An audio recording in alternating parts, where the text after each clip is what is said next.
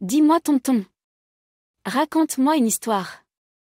Aujourd'hui fillettes, nous poursuivons l'aventure Xénophon avec le chapitre 7, manière de monter et de faire marcher un cheval. L'exercice de l'entrave.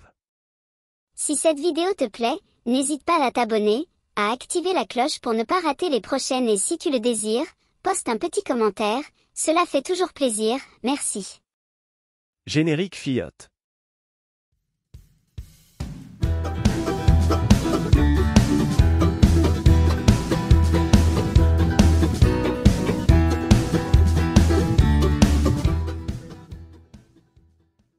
Manière de monter et de faire marcher un cheval.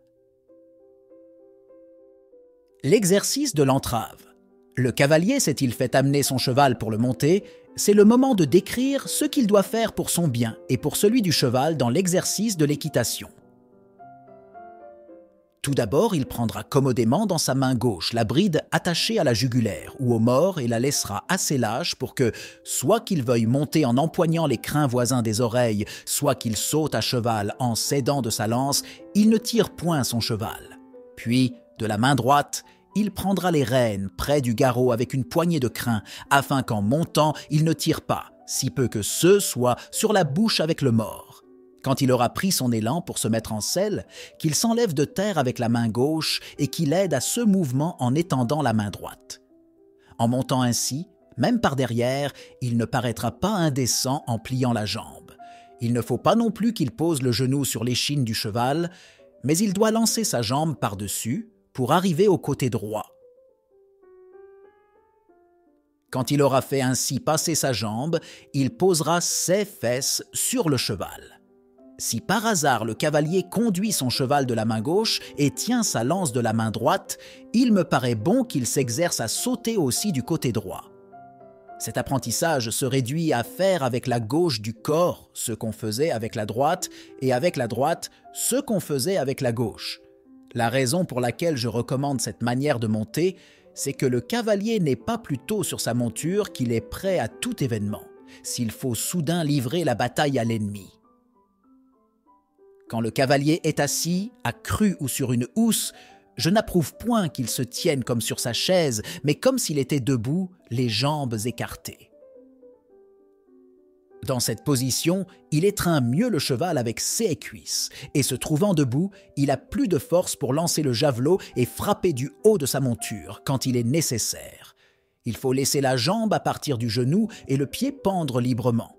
Car si l'on tient la jambe raide et qu'on la heurte contre un obstacle, elle peut se casser. Si, au contraire, elle reste souple, elle cède au choc qui peut la frapper et ne déplace pas du tout la cuisse.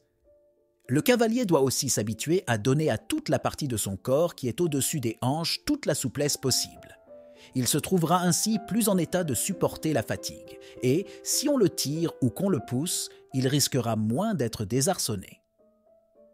Aussitôt qu'il est monté, il doit apprendre à son cheval à rester tranquille d'abord, jusqu'à ce qu'il ait tiré sous lui ce qui sera nécessaire, qu'il ait égalisé les rênes et qu'il ait pris sa lance de la manière la plus commode à porter. Ensuite, qu'il tienne son bras gauche près des flancs. C'est dans cette attitude qu'il fera la meilleure figure et qu'il aura le plus de force dans la main.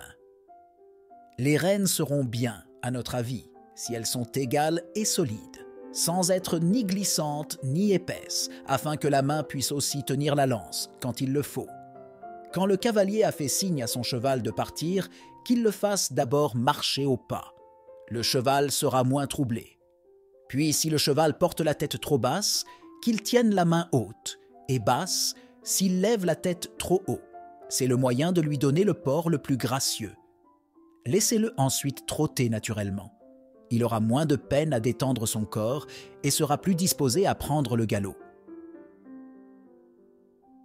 Et comme il est bien porté de partir du pied gauche, le plus sûr pour y réussir, c'est, quand le cheval est au trot, de saisir l'instant où il lève le pied droit, pour lui signifier le galop.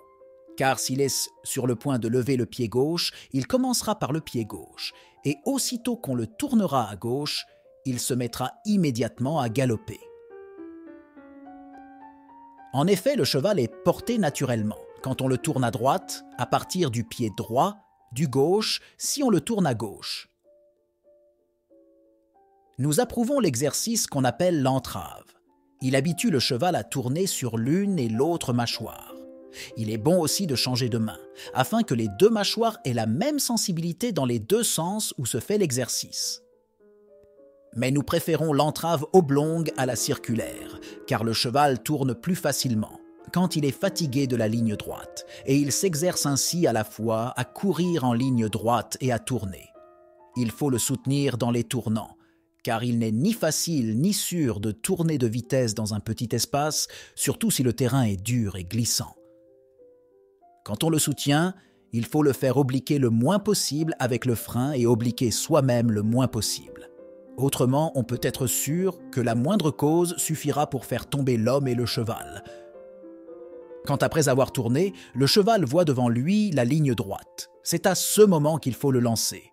Quand après avoir tourné, le cheval voit devant lui la ligne droite, c'est à ce moment qu'il faut le lancer au galop, car on sait qu'à la guerre, les demi-tours se font pour charger et pour battre en retraite. Il importe donc d'exercer le cheval à partir au galop aussitôt qu'il a tourné. Quand on croit que le cheval a suffisamment travaillé, il est bon, après un moment de repos, de le lancer soudain au grand galop en le portant loin des autres chevaux ou vers eux. Puis, une fois lancé, de l'arrêter aussi court que possible, et après un temps d'arrêt, de le faire tourner et de le lancer de nouveau. Il est évident que le temps viendra où il faudra pratiquer ces deux mouvements. Le moment de descendre est-il arrivé ? Ne descendez ni parmi d'autres chevaux, ni près d'hommes rassemblés, ni en dehors du terrain de course. C'est dans le lieu même où il est forcé de travailler qu'il faut lui donner du repos. C'est noté, tonton. Vivement la prochaine leçon.